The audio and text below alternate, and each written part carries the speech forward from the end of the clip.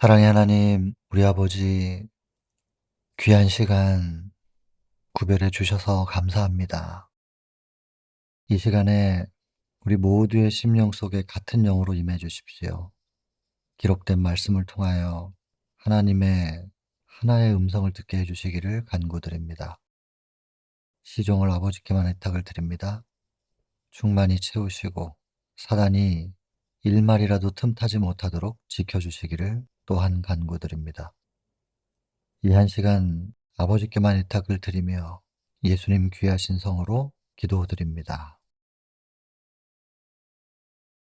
오늘은 60장 사울의 외람됨입니다. 장면은 단순합니다. 블레셋과의 이제 대치 상황이 됐고, 근데 블레셋의 그 대오가 너무나 강해 보였기 때문에 이스라엘이 도망치죠.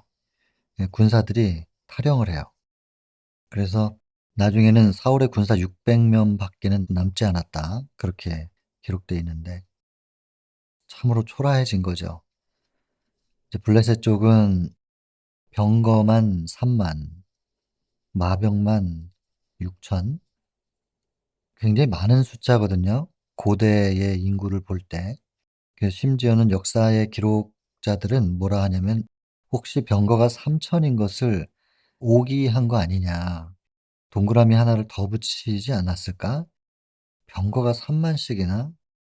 그렇게 많을 수는 없는데 뭐 이렇게 생각하기도 합니다. 병거와 마병, 그다음에 또 일반 백성이라고 표현되어 있지만 그러니까 보병이죠. 일반 군사들은 셀 수 없이 많았다고 돼 있는데 그게 고대 인구로 볼 때 그게 가능한 일인가? 뭐 이렇게 생각을 할 만큼 굉장히 많은 숫자입니다.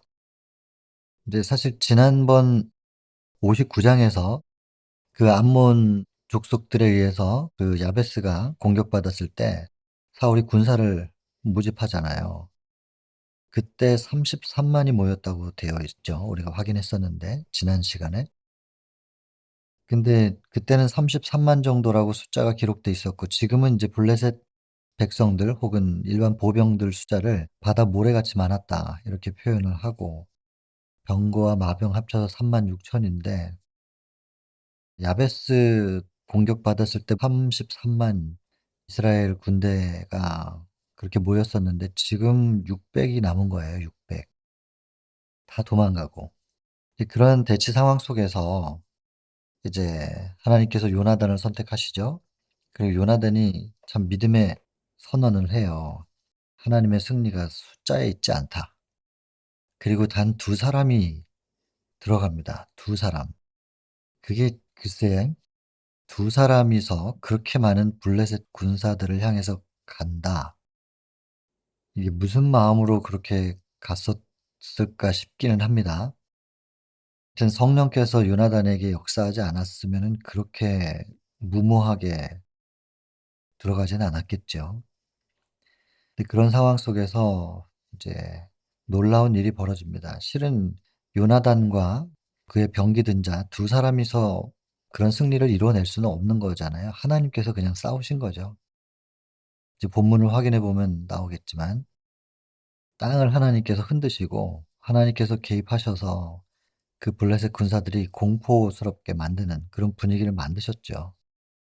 그래서 요나단이 하나님께서 역사하신다는 걸 느꼈다고 기록돼 있고 심지어는 블레셋 사람들조차도 이건 하나님의 역사다라는 것을 느꼈다고 기록이 돼 있죠. 본문에. 뭐 그렇게 해서 이제 블레셋 진영이 굉장히 소란스러워져 버립니다. 자기들끼리 싸우게 하셨거든요. 사울이 그 보고를 받고 군사를 일으켜서 칩니다. 대승을 거두긴 하는데 그게 사울의 승리가 아니란 말이죠. 근데 사울은 그것을 자기의 것으로 만들고 싶었고 그러다가 여러 무리수를 두잖아요. 그 작은 숫자로 그 많은 군사를 이제 적군을 그야말로 도륙을 한 건데 얼마나 지치겠어요. 근데 밥 먹지 않고 식사 시간도 주지 않고 계속 밀어붙이게 한단 말이에요. 그것도 이제 자기의 원수들을 잡겠다고. 하나님의 원수, 선악의 대쟁투적인 개념은 전혀 없어요, 사울이. 그리고 인제 자기의 명예, 공명심으로 백성들을 희생시키고 밀어붙이는 건데, 그러다가 인제 나중에 일이 정리가 되고 나서 백성들이 너무 허기가 지고 배가 고프다 보니까 이제 짐승을 잡아서 먹을 때 피를 완전히 빼고 먹잖아요. 그게 하나님의 이제 레위기서부터의 명령이었고. 근데 피를 빼는데 시간이 걸리니까 그냥 충분히 피를 빼지 않고 그 고기를 먹는, 뭐 그런, 하여튼 최후의 상황까지 사울이 백성들을 밀어붙이는 모습이 자기의 공명심을 위해서, 그냥 참 탄식이 나오는 사람이죠, 사울이라는 사람이. 그리고 식사를 하지 않도록 하는 금령을 듣지 못했던 요나단이 꿀을 먹은 것 때문에 또 요나단을 죽이게 하는, 자존심 때문에 왕의 권위를 지키기 위해서 한 번 입으로 뱉은 말은 반드시 지킨다, 뭐 이런, 그게 인제 책임감에서 나오는 원칙이면 괜찮은데, 자존심을 지키기 위해서 백성들이 말리지 않았으면 요나단은 죽었겠죠. 사울은 자기가 뭐가 문제인지를 전혀 깨닫지를 못하는 상태로서 나오고, 그런 사람들의 특징이 계속 주변을 판단하고 비판하고 비난한다. 그렇게 하면서 판단하는 그 판단으로 자기가 판단을 받는 것이다. 그리고 자기의 문제를 알지 못하는 사람의 성공을 하나님께서 그냥 방치하시는 것 같으나 두고 보라는 거죠. 하나님의 때가 이르면 결국엔 그들이 자기의 과오를 깨달을 수 있게, 그리고 또 주변에서도, 특별히 백성들이 신정 정치의 그 특권을 무시하고 왕정 정치, 그들이 요구했던 거잖아요. 그들의 왕이 우리를 위하여 대신 나가서 싸워 줄 거다. 뭐 싸워 주는 게 아니죠. 백성과 민족과 나라를 위해서가 아니라 자기의 명예를 위해서 싸우는 왕이 그렇게 돼 버렸단 말이에요. 백성들도 통탄하죠. 본인들이 왕을 세워 달라고 해서 세웠는데 그 왕이 이렇게 치리를 하니까. 모두가 다 깨달을 수 있도록 사울은 사울 입장에서, 백성들은 백성들 입장에서 깨닫게 하시는 하나님의 섭리가 있는 것이죠. 이제 전체적인 내용은 이렇습니다. 지난 시간 59장 이스라엘의 첫 왕 사울이 등장을 했고, 오늘도 사울의 외람됨. 이제 다음 장에서는 이제 하나님께서 사울을 떠나실 수밖에 없는 장면까지 나오는데, 계속 이 사울의 이야기를 하나님께서 보게 하시는 과정 속에서 저는 계속 거울을 보게 됩니다. 사무엘이 사울을 보고 탄식하는데 사울은 자기가 뭐가 잘못된지를 모르죠. 심지어는 하나님을 잘 섬기는 것 같은데 왕이 할 일이 있고 제사장이 할 일이 있고, 근데 월권을 하고 하나님께서 명령을 주실 때까지 기다리라 했는데 기다리지 못하고, 군사들이 흩어지니까 눈에 보이는 것에만 현혹되어서 하나님의 역사를 믿지 못하죠. 그래서 제단도 자기가 쌓고, 심지어는 갑옷과 칼을 찬 채로 제사도 드리고, 그리고 홈리와 비느하스 사건을 다 알면서도 참된 회개, 내면으로부터 하나님과의 관계 회복은 놓치고 법궤를 가져오게 하고, 이런 모든 것들을 볼 때 사무엘이 사울을 보면 참 탄식을 하게 되는 것이죠. 근데 이런 사울의 모습들이 낯설지 않은 것을 보면 이제 하나님께서 저에게 거울 치료를 하고 계시는 것 같아요. 사울은 그렇지를 못했습니다. 역사 속에서 사울을 통해 하나님께서 제 앞에 거울을 두신다면 사울 같은 마무리는, 혹은 그런 마지막은 만나지 말아야 되겠다 결심에 결심을 해 봅니다.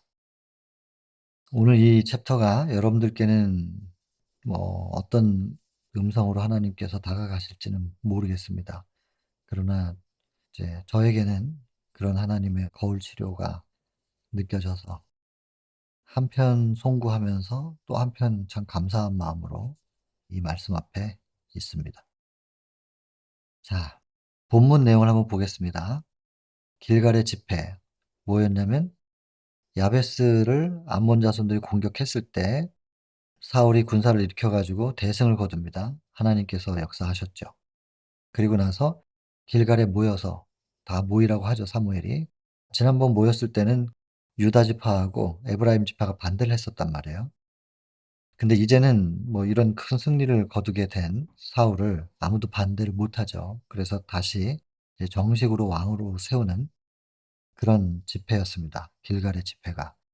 그러면 인제 그때 야베스에서의 승리를 했었던 그 군사들이 여전히 주변에 있었는데 그 군사들을 계속해서 몰아붙여서 이스라엘 지경에 들어와 있는 블레셋, 그들을 그냥 그 힘을 몰아붙여서 블레셋까지 물리칠 수 있도록 했었어야 된다는 거죠. 굉장히 사기가 높았고 새로운 왕을 중심으로 응집력이 있었기 때문에 그때 했었으면 좋았을 텐데 인제 다 흩어버려요. 그것이 이제 사울의 치명적인 과오다. 만약에 사울이 즉시 이스라엘의 다른 원수들, 이제 블레셋이죠, 대항하여 진격했더라면 이제 완전히 양상이 달라졌을 텐데. 근데 이번 챕터에서는요, 유난히 이 만일이라는 단어가 많이 등장합니다. 만일.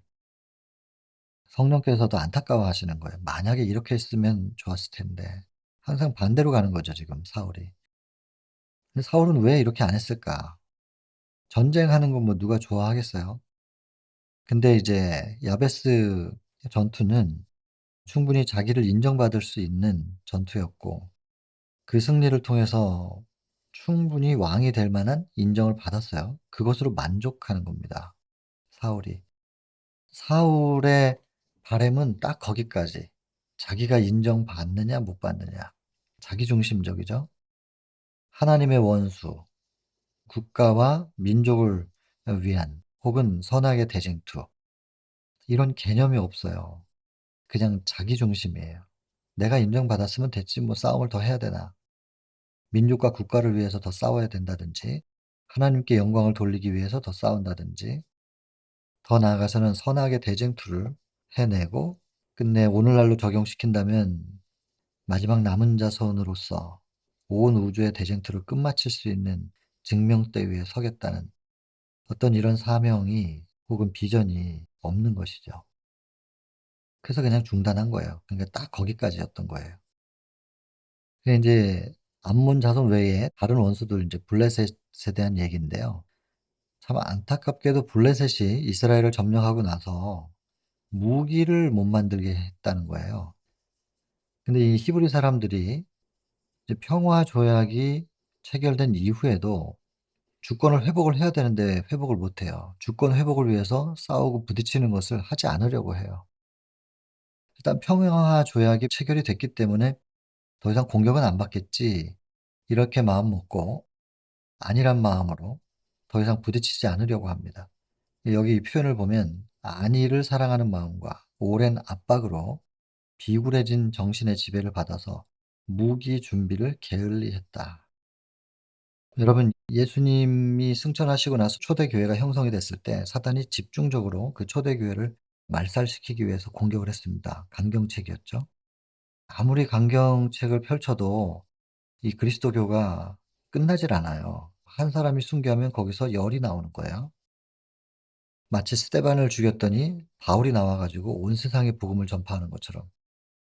사단이 인제 머리를 쓰겠죠. '아 이거 강경책으로는 안 되겠네.' 그리고서 인제 AD 313년 종교 자유 선포하고 회유책으로 바꿉니다. 그리고서 인제 뭐 순서대로 일요일 현종도 내리고 321 년이죠. 그다음에 일요일 예배도 부활절로 기념하는 거예요. 그러다가 이제 나중에는 일요일만 성별한다. 364 년에. 그래서 근 한 50 년이 딱 지난 다음에 다시 강제 법령으로 딱 강경책을 써요. 강경책, 회유책, 다시 강경책. 근데 초대교회 당시에는 그 많은 순교자들이 났음에도 불구하고 절대로 굽히지 않았거든요.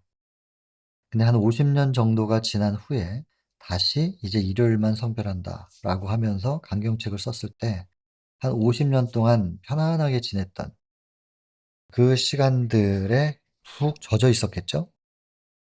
아무도 목숨 걸고 대항을 못 합니다. 그래서 지구상에서 안식일이 사라지는 그런 사단의 전략이 성공을 거두죠. 1844년 인제 대실망 이후 제7일 안식일 예수 재림교회가 태동하면서 안식일이 회복된 거 아니겠습니까?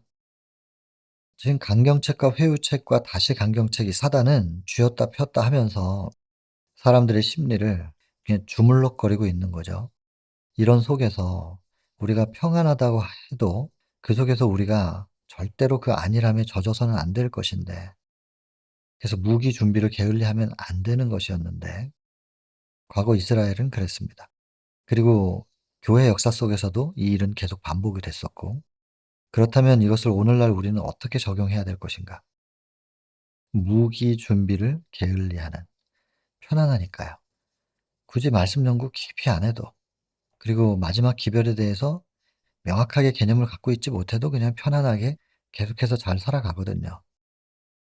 특별히 제7일 안식일 예수 재림교회는 하나님께서 특별히 주신 사명이 있습니다. 재림교회만이 가지고 있는 사명이 있어요. 그 사명을 감당할 수 있도록 하나님께서 우리 교단을 만드셨던 이유가 있는 거죠. 우리가 왜 존재해야 되는가? 우리에 대한 정체성, 이걸 분명히 알아야 되고, 우리에게 주어진 사명이 무엇인지를 명확히 알아야 될 건데, 뭐 기독교계의 교파가 얼마나 많겠어요. 정확한 집계인지는 모르겠지만 5만 개 이상이 된다고 하는데, 그 많은 교파 가운데 교파가 부족해서 제7일 안식일 예수 재림교회라고 하는 이 교단을 또 세우셨겠는가? 그럴 리 없을 텐데. 이 교단을 세우신 데는 특별히 예언 속에 등장하는 교단이거든요. 제7일 안식일 예수 재림교회. 이 교회가 성경의 예언에 명확하게 등장하는 그런 교단입니다. 이 교회를 세우신 이유가 있거든요. 근데 우리의 정체성이 뭐냐고 묻는다면 뭐라고 대답하시겠어요? 제7일 안식일 예수 재림교회의 정체성이 무엇이냐라고 질문받으면 대답할 준비가 되어 있으신지, 그럼 우리에게 주어진 사명이 무엇인가 질문을 받는다면, 나 하나 구원받느냐 못 받느냐의 문제, 그것도 너무나 중요한 거긴 하지만 일반 기독교가 다 그렇게 생각할 거예요. 내가 구원받느냐 못 받느냐, 우리 가족이 구원받느냐 못 받느냐. 재림교회는 그것 이상의 뭔가 있는 겁니다. 온 우주의 대쟁투를 끝마치는 열쇠가 우리한테 있어요. 하늘에서 시작된 그 전쟁이 끝이 나야 될 거 아니겠어요. 재림의 징조가 부족해서 못 오시는 게 아니고, 시간적 예언은 이미 다 성취됐고요. 1844년 전에. 재림 직전에 있을 여러 가지 징조들도 충분히 성취가 되고 있거든요. 더 이상 무슨 성취되지 않은 징조가 남아서 예수님이 재림 못 하시는 게 아니란 말이죠. 여자의 남은 자손, 그 남은 무리가 일어나 줘야 되고, 진정 하나님의 계명을 지키는 게 무엇인지를 알고, 예수의 증거를 어떻게 발산해야 되는 것인지를 알고, 이 두 가지 조건으로 남은 자손들이 등장해 주어야만 위협을 느껴서 용이 분노하고 바다 모래 위에 서는 계시록 12장 17절의 사건이 일어나 줘야 되는데, 용이 우리를 보고 분노할까? 제7안식일 예수 재림교의 현 상태를 보면서 위협을 느낄 것인가? 생각을 해 봐야 될 문제입니다. 하나님의 선택된 백성들 이스라엘이 그들의 사명을 놓쳤던 이야기 시대소망 2장에 나옵니다. 율법과 표상과 예언을 보존하고 전파했어야 되는데 현세적 위대함을 추구함으로 현세적인 안일함, 안락함, 더 나아가서는 위대함을 추구함으로 사명을 잃어버렸죠. 그래서 하나님의 뜻은 역경과 굴욕 속에 성취될 수밖에 없었다. 시대소망 2장에 나오는 내용인데, 오늘날 우리 선택받은 교회입니다. 제7의 안식일 예수 재림교회 하나님께서 세우셨어요. 이 교회는 사명을 기억하고 있는가? 그래서 우리 재림교회를 향하여 우리의 정체가 이것이지 않습니까? 우리의 사명이 이것이지 않습니까? 우리에게 주어진 비전이 이것이라면 우리의 사명을 가지고 전진해야 되지 않겠습니까? 회개하고 돌이켜 정신을 차려 정체성을 회복하고 사명을 들고 나아갑시다. 이게 외쳐져야 되는 시대죠. 재림교회를 향하여. 무기 준비를 게을리했던 이스라엘. 오늘날 재림교회는 정말로 이 시대 혹은 우주의 대쟁투를 끝마칠 수 있는 기별을 준비하고 있는가? 게을리하고 있는가? 깊이 생각해 봐야 될 부분입니다. 이 영적 적용. 2 년이 됐습니다. 요나단을 시작으로 해서 블레셋 수비대에 쳐 가지고 함락을 시켰어요. 블레셋이 화가 나서 군사를 모으고 이것이 계기가 돼서 사울도 다시 군사를 모았는데 아까 말씀드린 대로 블레셋 쪽에 병거가 30,000, 마병이 6,000. 이걸 보고 이스라엘이 두려워합니다. 도망하고 탈주했다. 이제 요즘 같으면 탈영이에요. 두려워하고 도망가고 탈영하고 수요가 급격히 줄어들죠. 그러니까 탈주자의 수요가 늘어나니까 사울 군대의 수요는 줄어드는 것이고 지금 이제 재림교회 안에 이제 남은 자손 마지막 하나님의 군대 늘어나고 있는가 줄어들고 있는가. 지금 이스라엘과 주변 국가들과의 싸움 역사가 계속 이어질 건데요. 앞으로 선지자와 왕까지 계속 그 싸움일 거예요. 이것을 오늘날 교회 똑같이 적용돼야 됩니다. 이 교회와 사단이 어떻게 지금 싸우고 있는가. 이 전쟁 이야기라서 선악의 대쟁투 전쟁이거든요. 하늘에서부터. 하늘에 전쟁이 있으니 이렇게 시작하잖아요. 계시록 12장 7절. 그 전쟁이 아직 안 끝났어요. 계속 이어지는 거예요. 구약 시대는 국가를 통해서 지금은 교회를 통해서 어쨌든 자꾸 지금 군인들이 이렇게 두려워하고 도망가고 탈영하고 오늘날 교회에서는 영의 대쟁투를 싸워갈 수 있는 군인들이 늘어나는 걸까요? 아니면 줄어드는 걸까요? 적용이 돼야 되겠죠. 무엇을 대상으로 싸워야 될지는 알고 있는 것인가? 나 하나의 개인적인 구원 문제도 지금 제대로 해결이 안 되는데 확신이 없는데 민족과 국가를 위한 싸움을 어찌하겠습니까?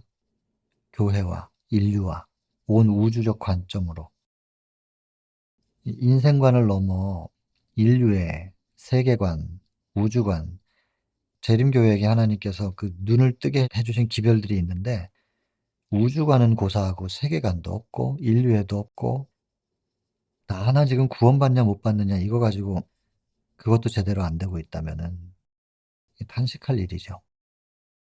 지금 이 전투가 참 비참해요. 사단의 세력은 굉장히 강하게 딱 보이는데 그 앞에 서 있는 하나님의 군대는 지금 어떤 모양인가. 그래도 뭐 요나단하고 그 친구 또 나중에 이제 바벨론에서는 다니엘과 세 친구 뭐 그 소수긴 하지만 하나님 앞에 올바로 서 있는 사람들이 있다면 그들 옆에 천사들이 쭉 도우려고 하늘의 군대가 내려오겠죠. 조금 있으면 나오지만 요나단 옆에도 그런 하늘의 군대들이 같이 싸워줍니다. 일단 대치가 된 상태에서 뭐 군사들이 자꾸 빠져나가면 사울이 해야 될 일은 무엇인가? 지금 요 대치 상황 요거는 이제 사무엘상 이제 13장 얘기입니다. 13장, 14장 쭉 이제 이어지는 거고 여기서 10장에서 사울이 왕으로 세움을 받을 때 미리 예언되어 있었던 부분이 있어요.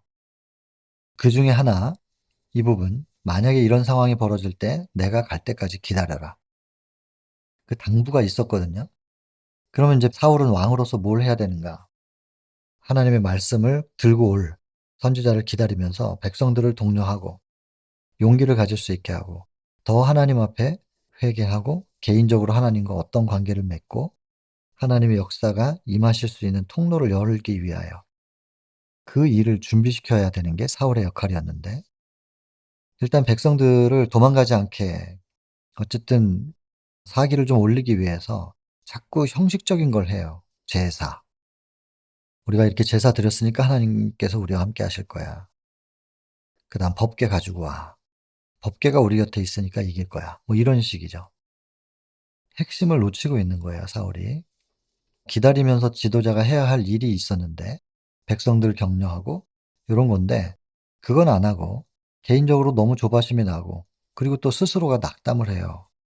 그리고 못 믿어요. 그리고 자꾸 부정적으로 생각해요. 이게 지도자로서는 최악이에요. 참 많이 회개하며 이 챕터를 묵상했습니다. 근데요, 그럼에도 불구하고 여기 보세요. 하나님께서는 재물이 당신 앞에 간합되고 원수를 정복하려는 저들의 노력에 무슨 얘기냐면 아무튼 이 대치되어 있는 상황 속에서 블레셋과 지금 대치 상황에서 하나님께서 축복하시면 이길 거 아니에요 당연히. 그러니까 당신의 축복이 같이 할 수 있도록 회개를 요구하셨다. 내가 축복을 해 주면 너희들은 이긴다. 내가 축복해 주고 싶다. 내가 축복할 수 있게 좀 허락해 줘라. 내가 축복할 수 있는 자리에 있어 주고 내가 축복을 쏟아 부어 줄 텐데 그 통로를 좀 열어 줘라. 이사야 59장 1절 2절 잘 아시죠? 하나님의 손이 짧아서 구원치 못하시는 게 아닙니다. 여호와의 손, 여호와의 귀 둔해져 가지고 듣지 못하시는 것도 아니라니까요. 오직 너희의 죄악이 너희와 하나님 사이를 내었다. 가로막고 있는 게 있으니까 이걸 좀 해결해 달라는 거예요. 근데 그거를 허물고 씻어 주는 건 하나님이 하시지만 문제는 이 죄를 맡겨 드리는 건 우리가 해야 되잖아요. 마음 문을 열어서 내 안에 들어오실 수 있도록 허락은 내가 해야 되는 거기 때문에 그 행위가 믿음의 회개란 말이에요. 그러니까 그 통로를 열어 달라고 회개하라고 그러면 내가 축복할 수 있다고 내가 축복하고 싶다고 축복할 수 있게 허락해 달라는 거예요. 여러분 이런 게 어딨어요. 왜 축복을 주려고 하는 분이 이렇게 사정을 해야 돼요. 축복을 받아야 될 사람들이 사정을 해야지. 이런 한 문장 한 문장 읽어 보다 보면 이 하나님이 항상 약자예요 실은.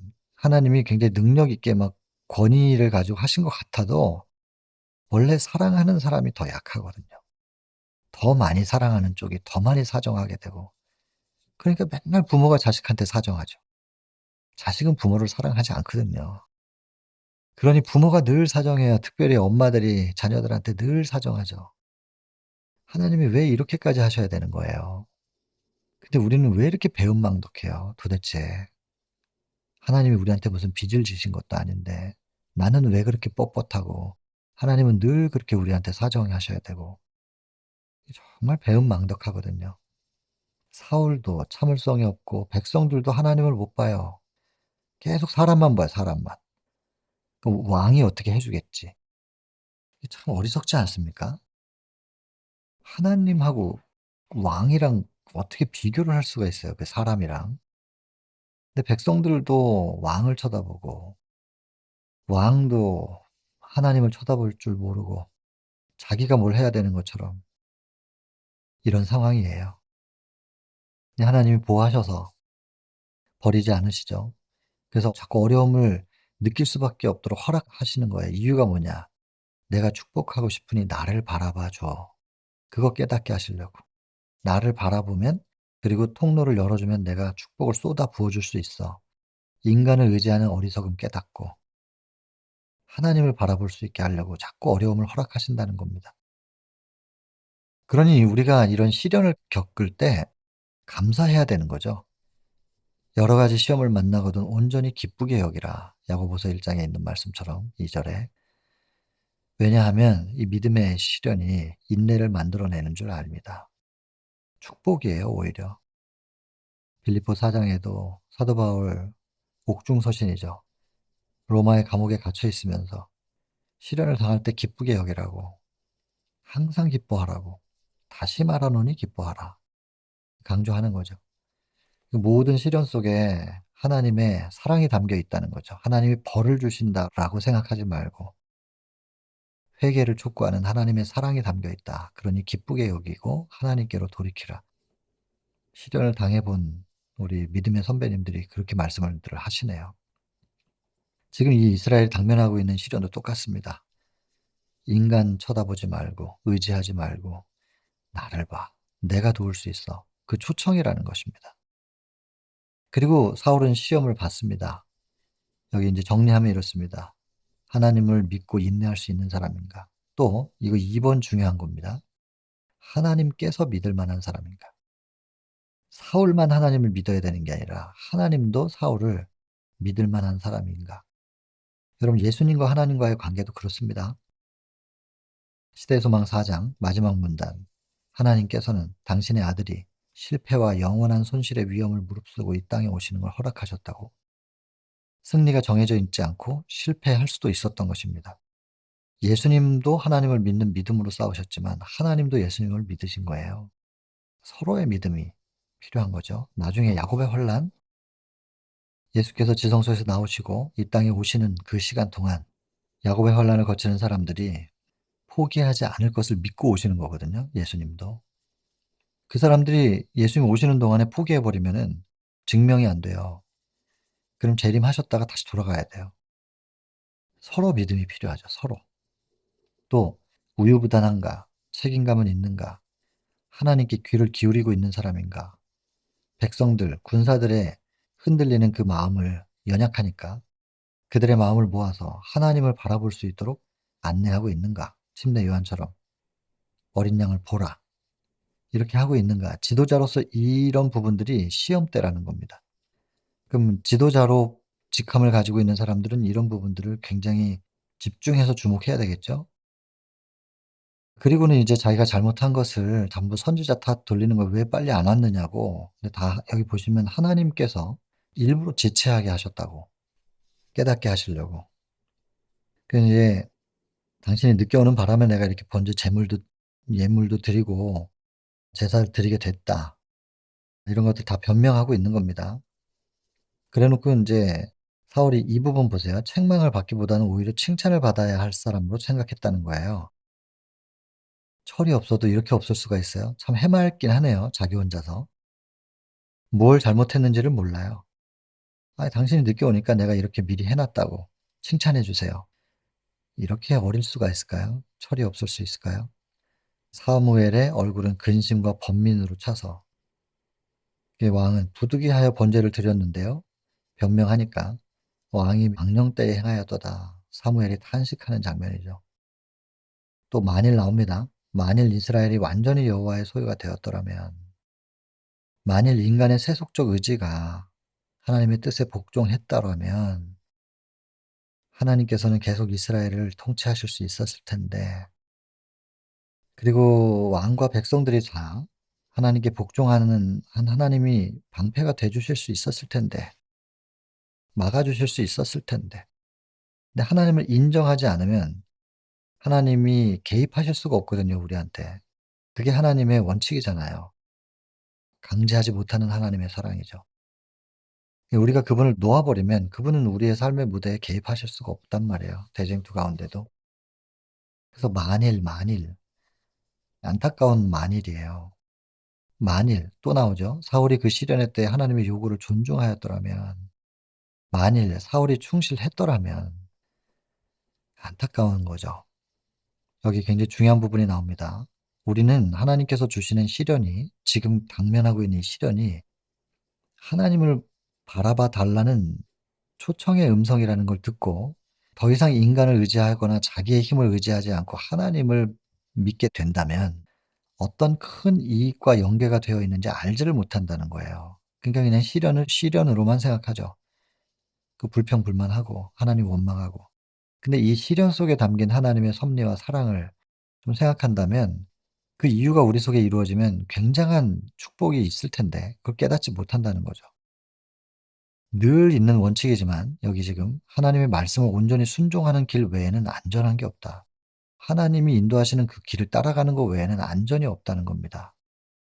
하나님의 모든 약속들은 믿음과 순종을 조건으로 주어져 있다. 여러분, 그냥 다른 게 없어요. 믿음과 순종, 믿음과 순종. 믿고 따라가는, 인도하시는 대로 믿고 따라가는, 그거 외엔 다른 게 없다는 거예요. 단순해요.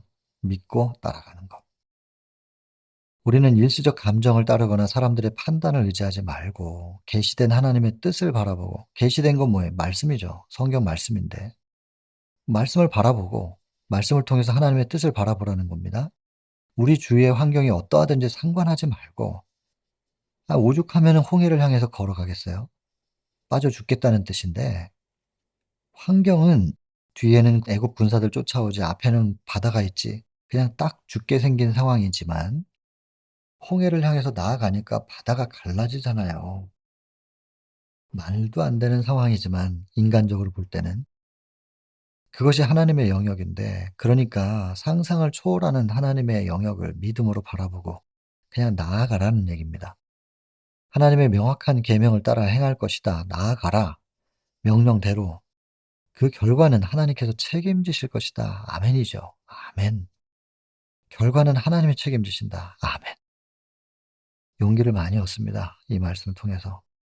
우리는 시련의 때에 하나님의 말씀을 충실히 순종함으로 더 하나님께 순종해야 되는데, 어떠한 어려운 사태에서도 우리가 그분의 뜻을 수행하고 그분의 성호를 영화롭게 하며 그분의 백성들을 복되게 하도록 하나님께서 이렇게 해 주실 수 있다는 건데, 우리를 믿을 수 있음을, 하나님께서 우리를 믿을 만한 사람이라고 이렇게 증거할 수 있다는 거예요. 시련일 때 더 하나님께 충성함으로 '우리는 이런 사람입니다.'라고 증거할 수 있다는 거죠. 증명해야 된다니까요. 항상 증명해야 돼요. 하나님은 중심을 아시기 때문에 하나님 앞에 뭘 증명할 게 없어요. 다 어차피 아시니까. 그러나 중심을 보지 못하는, 우리를 지켜보는 눈들이 너무 많아요.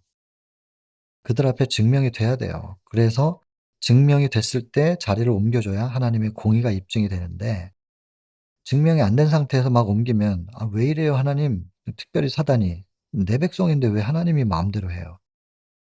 힘이 있다고 막 힘대로 하는 거예요? 힘으로 막 누르는 거예요? 그게 하나님의 통치 원리예요? 원칙이에요? 그러면은 지도력이 상실돼요. 사단은 틈만 있으면 참소하려고 하거든요. 이 시비를 걸죠. 증거해 줘야 됩니다, 증거. 뭐 다른 게 없다는 거죠. 증거가 될 수 있는 방법. 믿고 따라가는 거 외에는. 이미 말씀드렸습니다. 법계, 홈리와 비느하스 사건 다 알면서. 그리고 사무엘 기다리지 않고 자기가 자기 마음대로 다 실행해요. 그리고 선지자의 권면 있잖아요. 잔소리죠, 한마디로 쉽게 말하면. 선지자가 하는 잔소리 듣고 싶지 않은 거예요. 비난과 책망 듣지 않으려고 그냥 다 자기 마음대로 해 버리는 거예요. 이거 젊은 사람들한테서 많이 나타나죠, 이런 거. 말 안 들으려고 자기가 그냥 싹 다 미리 월권을 하면서도 자기가 다 해 버려요. 이거 또 하나 지적하는 게 뭐냐면, 이런 부분들이 유년 시절의 나쁜 습관의 힘이래요. 유년 시절에 제대로 교육받지 못한 결과라는 거예요. 또 한 번 부모에게 주는 부담이 좀 있어요. 많이 생각하게 돼요, 저도 자식이 있으니까. 결국엔 자식의 부족함에 대해서 생각을 좀 하다 보면 결론이 어떻게 내려지느냐. '내가 그에게 어떤 모범을 보였느냐.' 이렇게 돼요. 저도 그렇고 제 아내도 그렇고.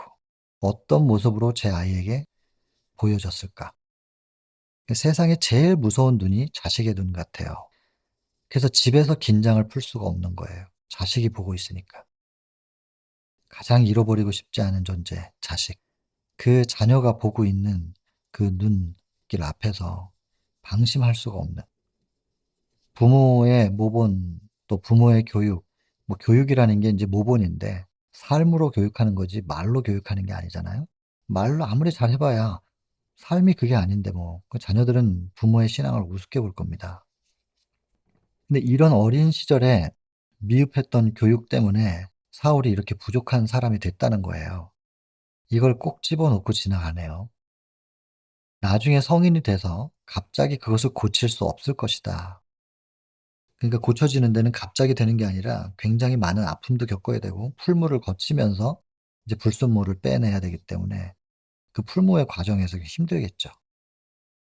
그러니까 내 자녀가 나중에 풀무를 좀 쪼끔이라도 좀 쉽게 통과하려면, 또 그 시간을 좀 줄여 주려면 어린 시절에 부모가 자녀에 대한 교육을 어찌해야 될 것인가, 대단히 중요하다는 것이죠.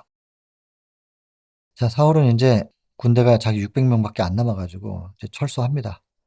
그랬더니 전쟁하려고 모였던 군대들이 주변을 약탈해요. 이스라엘 마을들을 약탈하고 짓밟히고 있는 거죠. 근데 왕은 요새로 숨어 들어가서 그냥 거기서 인제 있어요. 한심한 노릇입니다. 한심한 노릇. 백성들은 이렇게 약탈을 당하고 있는데 지도자는 어딘가 숨어 들어가 가지고, 한심하고 한심한 노릇이죠. 요나단을 하나님께서 선택하십니다. 성령께서 함께 하셔서 용기를 주셔요. 요나단이 이렇게 말해요. 여호와의 구원은 사람의 많고 적음에 달리지 않는다. 둘이 가요. 아무리 그래도 그렇지 둘이서, 야 정말 대단한 믿음입니다. 그리고 표징을 둘이서 약속해요. 블레셋에 갔을 때 블레셋이 "너 거기 기다려. 우리가 가서 너희들 잡아서 죽일 거야. 이러고 덤비면 안 가고 너희들 무슨 힘이 있는지 한번 와봐. 이렇게 하면은 하나님이 오라고 하시는 메시지인 줄 알고 가겠다. 이렇게 서로 약속을 했어요. 그랬더니 진짜로 블레셋 군대들이 비웃으면서 보라, 구멍에서 나온다. 우리에게로 올라오라. 이렇게 얘기를 하는 거예요. 이거 나중에 이제 그 사무엘상 14장 한번 읽어보세요. 딱 이렇게 돼 있어요. 그래가지고 우리에게 올라오라. 그래서 이거를 표징대로 하나님께서 말씀하시는구나. 그러면서 이 표징을 가지고 올라가요. 그랬더니 하늘의 천사들이 요나단과 그 수행원을 보호하고 그 곁에서 싸워가지고 블레셋 사람들을 그 앞에서 엎드려지게 하는데 몇 명 정도 죽였냐면 한 20명 정도 죽여요. 성경에 보면 나와요. 한 20명 정도 죽였는데 여러분 병거만 3만이에요. 마병만 6천. 보병은 숫자를 셀 수가 없다 그랬어요. 근데 고작 20명을 죽여요. 그랬는데 그때 어떤 일이 벌어지느냐. 사무엘상 14장 15절 보면 들에 있는 진과 모든 백성 중에 떨림이 일어났다 그랬어요. 이게 무슨 일인가? 땅이 흔들리는 거예요. 여기 보면 부대와 노략군들도 떨었으며 땅도 진동하더니 이는 큰 떨림이다. 이 큰 떨림이라는 걸 원문으로 보니까요. 하나님에게서 난 큰 떨림. 하나님께서 일으키신 극심한 공포와 혼란. 이거는 요나단하고 그 수행원이 뭘 다 흔든 게 아니고 요나단과 수행원이 마치 어린 다윗이 물매 들고 나가서 골리앗 앞에 섰던 것처럼 그냥 두 명이 가 가지고 기껏 20명이랑 싸우고 있을 때 그 믿음을 보시고 하나님께서 하늘의 군대를 보내서 역사하셔 가지고 땅을 흔들어 대면서 이 블레셋 사람들이 공포를 느끼게 한 거예요. 그래서 결국 밑에서 보면요. 자기들끼리 싸워요. 이 블레셋 사람들이 눈이 어두워져 가지고 자기들끼리 싸우고 이게 기드온 때도 그랬잖아요. 그러니까 이게 전부 하나님의 싸움이지 인간이 기드온 때 300 명이 그 많은 사람들을 어떻게 이기며 요나단과 수행은 두 사람이 그 많은 군대를 또 적군을 어떻게 해서 이기겠어요. 하나님이 싸우시는 거예요. 그러니까 하나님께서 개입하셔서 우리 대신 싸울 수 있게 하려면 우리는 뭘 해야 되냐. 믿음으로 전진하면 된다니까요. 회개하고 하나님과의 관계 회복하고 믿음으로 전진한다. 믿는다는 얘기가 하나님을 마음속에 모신다는 거잖아요. 회개, 돌이키는 거예요. 세상을 보던 내 눈을 돌이켜 세상 죄를 지고 가는 하나님의 어린 양을 봅니다. 회개예요. 그리고 내가 무슨 죄를 지었는지 삭개오처럼 정확하게 말해요. 내가 이렇게 이렇게 해서 이렇게 이렇게 보상하겠습니다. 뭐 이스라엘도 그랬죠. 사무엘상 12장에 19절 보면 우리 많은 죄에다가 왕을 구하는 죄를 더했습니다. 이런 식으로 구체적으로 회개하는 거예요. 회개하고 자복합니다. 시선을 돌려 하나님과 연결되는 회복. 구체적으로 무슨 죄를 지었는지 정확하게 표현하는 자복. 그리고 하나님을 마음속에 모셔드리는 믿음. 그 다음에 전진. 두 명이서. 그랬더니 하나님의 군대가 오셔가지고 블레셋의 그 대군을 지금 치시는 거죠. 그러니 혼란스러운 소리들이 들리고 그거를 이제 들어요. 보고를 받았어요, 사울이. 그래서 급히 군대를 일으켜 가지고 공격을 하는데 뭐 사울이 그렇게 등장하지 않아도 이미 이길 상황이었기 때문에 당연히 이겨요. 이기고 그다음에 음식을 먹지 않도록 계속 밀어붙이자. 그전에는 야베스 때 그 당시에 왕으로서 인정받고 국가가 그 사울을 중심으로 뭉쳐 있을 때 블레셋을 쳤으면 그게 하나님 뜻이었어요. 지금은 하나님이 이기신 싸움에서 뒤에서 그냥 숟가락 하나 얹어 가지고 다 차려진 밥상에서 자기 배 채우겠다고. 염치가 있어야지. 그리고는 여기 보시면 내 원수라 그래. 내 원수. 하나님 입장에서 지금 싸우는 게 아니고 자기 싸움을 하고 있는 거죠. 자기 중심적이에요. 내 원수라고 하면서 백성들을 희생시키는 거죠. 먹지도 못하게 하고 계속 밀어붙여서 싸워야 된다고. 군대 블레셋을 멸망시킴으로 자신을 드러내고자 하였다. 전부 자기중심적이에요, 이 내용들. 내 원수라고 표현한 것, 이것이 힌트죠. 얼마나 자기중심적인가. 나중에 이 백성들이 너무, 군사들이 너무 배가 고프고 허기지다 보니까 피를 충분히 뺄 만큼 기다리지 못하고 고기를 그냥 먹게 만드는 이 백성들도 연약하긴 했지만 이렇게 연약함이 드러나게 한 것은 사울의 몰아붙임 때문이거든요. 요나단이 쪼금 먹었어요.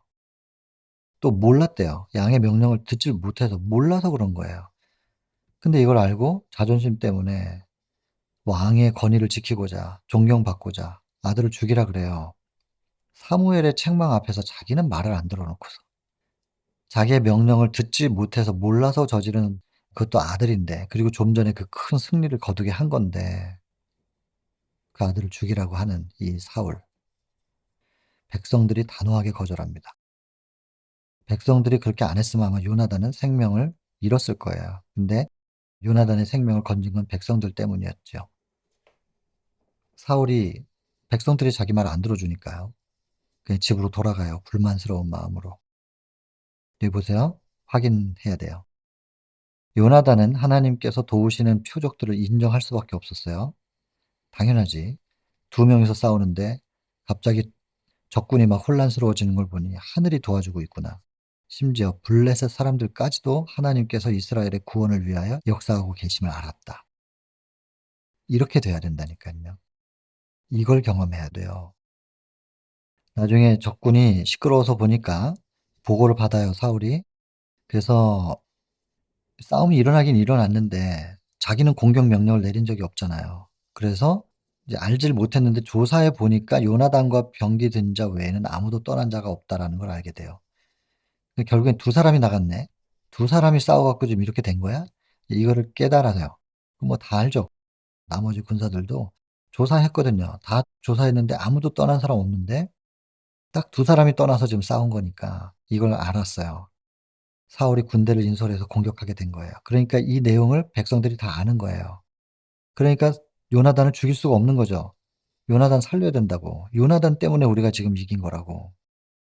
그러니까 인제 사울은 백성들이 자기 말 안 듣고 요나단을 더 존중하니까 전쟁 중단하고 돌아갑니다. 힘이 빠진 거죠. 그리고는 여기 인제 정리를 합니다. 인제 마무리. 자신의 젬된 행위를 변명하거나 핑계하기를 몹시 좋아하는 자들은 흔히 다른 사람을 판단하고 정죄하는 데 가장 신랄한 자들이다. 자기를 모르는 사람들은 자꾸 남 탓만 한단 말이에요. 여호와께서 저희와 함께 계시지 않음을 확실히 알면서도 고통의 원인을 자신들에게 찾기를 거절한다. 한편 저희보다 나은 자들은 잔인하게 판단하고 맹렬하게 비판한다. 너의 비판하는 그 비판으로 너희가 비판받을 거다. 너의 헤아리는 그 헤아림으로 너희가 헤아림을 받을 것이다. 그러니까 남 얘기 좀 그만해야 돼요. 다른 사람 어쩌고 저쩌고 얘기할 게 아니라 하나님 말씀의 거울 앞에 나를 비추고 더 깊은 회개로, 더 깊은 자복으로 들어가고 더 믿음으로 하나님을 마음속에 모시고, 비록 앞에 홍해가 있을지라도 전진해야 될 건데 지금 뭘 쳐다보고 자꾸 옆에 사람들 비난하고 비판하고 험담하고 수군수군하고 하겠냔 말입니다. 우리가 무슨 얘기들을 하는지 스스로 한번 생각해 보자고요. 내 입에서 무슨 말이 많이 나오는가?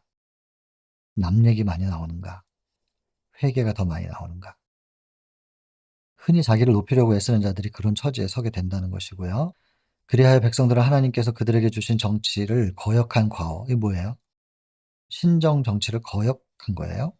그리고 왕을 세워달라고 하는 그 과오가 어떤 결과를 낳는지를 하나님께서 보게 하신 것입니다.